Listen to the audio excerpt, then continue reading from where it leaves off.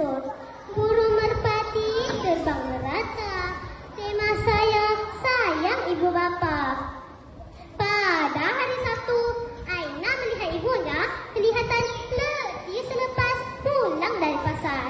Ayahnya pula sibuk membaiki paip yang rosak di dapur.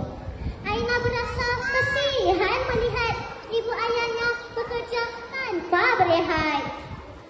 Aina segera membantu mengangkat barang dapur dan mengemas rumah.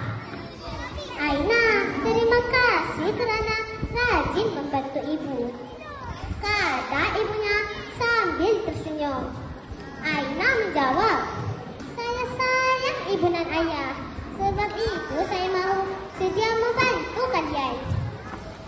Ketika ayah sedang membaiki paip, tangannya tiba-tiba terkena besi yang tajam.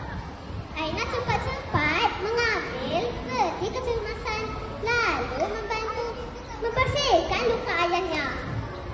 Ayah berasa bangga kerana Aina seorang anak yang berhati dan bertanggungjawab. Selepas semua kerjanya selesai, mereka makan dengan gembira. Aina sedar bahawa ibu ayahnya banyak berkorban demi keluarga. Berkorban apa saja, harta ataupun nyawa,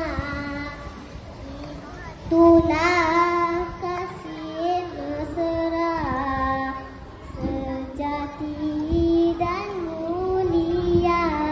Ingat ya kawan-kawan, kita mestilah menyayangi, menghormati dan membantu ibu bapa pada setiap masa.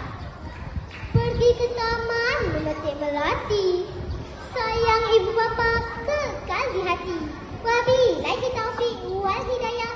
Wassalamualaikum warahmatullahi wabarakatuh. Sekian, terima kasih.